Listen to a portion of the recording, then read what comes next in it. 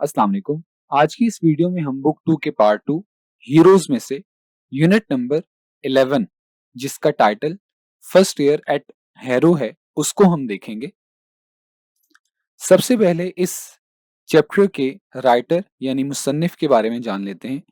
इनका मुकम्मल name sir Winston Leonard Spencer Churchill है। इनकी पैदाइश 1874 में और वफात 1965 में है। ये बरतानवी सियासतदान, सोल्जर और राइटर हैं। ये 2 दफ़ा इंग्लैंड के प्राइम मिनिस्टर रह चुके हैं, एक बार 1940 से 1945, दूसरी बार 1951 से 1955। अब हम ये देख लेते हैं कि ये फर्स्ट ईयर एट हैरो है किस बारे में और है क्या। इट्स एन ऑटोबायोग्राफिकल नैरेटिव ऐसे यानी जिसमें राइटर ने अपनी लाइफ के बारे में बताया है। और टाइटल में जो वर्ड हैरो है वो एक पब्लिक स्कूल का नेम है जो कि लंदन इंग्लैंड में है। ये स्कूल जॉन लियोन जो कि एक इंग्लिश लैंड ओनर और फार्मर था उसने बनाया था और ये क्वीन एलिजाबेथ वन के दौरे हुकूमत में 1572 में बना था। अब इस एस्से का इस चैप्टर का जो मेन आइडिया है वो दो चीजें हैं। राइटर ने इसमें दो चीजें बताई बताई हैं। पहला, हैरो स्कूल में अपना एजुकेशनल टेन्योर यानी अपना तालीमी दौरानिया, और दूसरा इंग्लिश लैंग्वेज को सीखने की इम्पोर्टेंस। इस एस्से का स्ट्रक्चर इस तरीके से है कि इस एस्से को 4 पैराग्राफ्स के अंदर डिवाइड किया गया है। अब हम हर पैराग्राफ में जो इम्पोर्टेंट पॉइंट्स डिस्कस किए गए हैं उनको देख लेते हैं। सबसे पहले पैराग्राफ नंबर 1, इसमें पहला पॉइंट ये है कि राइटर ने एग्जामिनेशंस को इनहॉस्पिटेबल रीजन्स कहा है। दूसरा, चर्चिल के फेवरेट मज़ामीन। तीसरा, एग्जामिनर्स के फेवरेट मज़ामीन। और चौथा, टाइप ऑफ क्वेश्चंस यानी वो सवाल जो कि एग्जामिनर्स ने चर्चिल से पूछे। उसके बाद पैराग्राफ नंबर 2 में जो पहला पॉइंट है वो है चर्चिल का लैटिन का पेपर यानी उसने लैटिन का पेपर कैसे किया। और दूसरा, हैरो का जो हेडमास्टर था मिस्टर वेल्डन उसकी पर्सनैलिटी। उसके बाद पैराग्राफ 3 में पहला पॉइंट, चर्चिल को सबसे निचले दर्जे की क्लास में रखा गया। और उसके बाद दूसरा पॉइंट, चर्चिल का स्कूल की लिस्ट में नाम। और नेक्स्ट पैराग्राफ जो कि पैराग्राफ नंबर 4 है जो कि इस ऐसे का आखिरी पैराग्राफ है, इसमें पहला पॉइंट है उसके इंग्लिश टीचर मिस्टर समरवेल का पढ़ाने का अंदाज। पेडागोजी मीन्स पढ़ाने का अंदाज। दूसरा, सबसे निचली क्लास में 3 साल तक रहने का फायदा। और तीसरा, इंग्लिश लैंग्वेज को सीखने की अहमियत यानी इम्पोर्टेंस। अब हम हर टॉपिक को हर पॉइंट को डिटेल से डिस्कस कर लेते हैं ताकि हमें ऐसे की समरी याद हो जाए। तो पैराग्राफ 1 में जो पहला पॉइंट है वो ये है, एग्जामिनेशंस जो हैं वो चर्चिल के लिए एक ट्रायल हैं। तो इस पॉइंट में चर्चिल ने ये कहा है कि जो एग्जामिनेशंस हैं वो उसके लिए एक ट्रायल यानी आजमाइश की तरह हैं। और उसकी रीज़न वो ये बताता है कि एग्जामिनर्स ने उससे वो सवालात किए यानी एग्जामिनर्स ने उससे उन मज़ामीन में उन सब्जेक्ट्स में क्वेश्चंस किए जो मजमून उसको बहुत ही कम पसंद थे या जो कि उसको पसंद ही नहीं थे। पैराग्राफ 1 का ही दूसरा पॉइंट है, उसमें ये बताया गया है कि चर्चिल के जो फेवरेट सब्जेक्ट्स हैं, पसंदीदा मजमून हैं वो कौन-कौन से हैं। तो इसमें राइटर बताता है कि चर्चिल यानी उसके फेवरेट मजमून हिस्ट्री, पोइट्री और एसे राइटिंग है और वो चाहता था कि उसका टेस्ट इन सब्जेक्ट्स में लिया जाए। थर्ड पॉइंट है चर्चिल के फेवरेट सब्जेक्ट्स के बरक्स एग्जामिनर्स के फेवरेट सब्जेक्ट्स।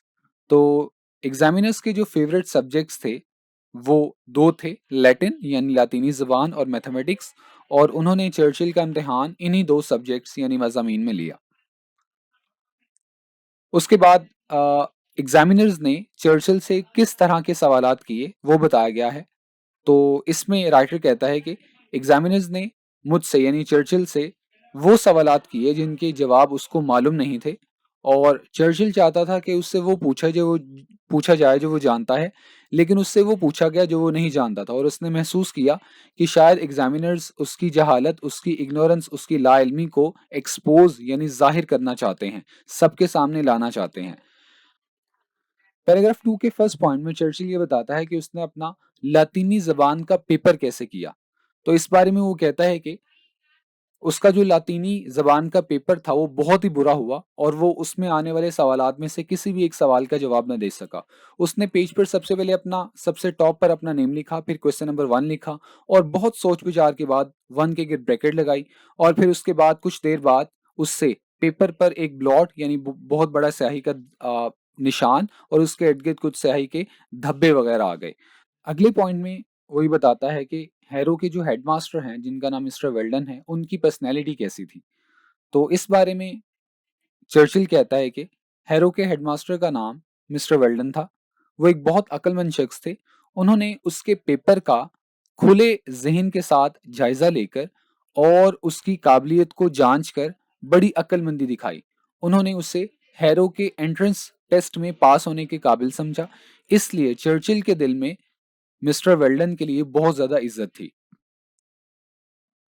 अब जो नेक्स्ट पॉइंट है वो पैराग्राफ 3 का फर्स्ट पॉइंट है और उसमें चर्चिल बताता है कि चर्चिल को हैरो में सबसे निचले दर्जे में यानी निचली क्लास में रखा गया और उसके मुख्तलिफ नेम्स वो बताता है यानी थर्ड और लोएस्ट यानी फोर्थ क्लास की सबसे थर्ड जो कि सबसे निचली डिवीजन है उसमें रखा गया क्योंकि उसका जो लातीनी ज़बान का पेपर था वो बहुत ही ज़्यादा बुरा हुआ था।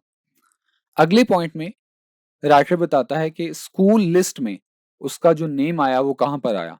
तो इस बारे में चर्चिल जो कि इस एसे के मुसन्निफ हैं वो कहते हैं कि स्कूल लिस्ट में जो स्टूडेंट्स के नेम्स थे वो अल्फ़ाबेटिकल ऑर्डर में थे यानी ए से फिर बी से फिर सी से। उसका नेम चूँकि एस यानी स्पेंसर चर्चिल से शुरू होता है इसलिए उसका नाम सबसे नीचे से तीसरी पोज़ीशन पर था और जो आखिरी 2 स्टूडेंट्स के नेम जिनके उससे नीचे थे वो भी किसी बीमारी की वजह से वहाँ पर से चले गए और उसका नेम लास्ट पर रह गया। पैराग्राफ 4 में जो पहला पॉइंट वो डिस्कस करता है वो अपने इंग्लिश टीचर मिस्टर सोमरवेल के बारे में बताता है कि वो किस तरह पढ़ाते थे।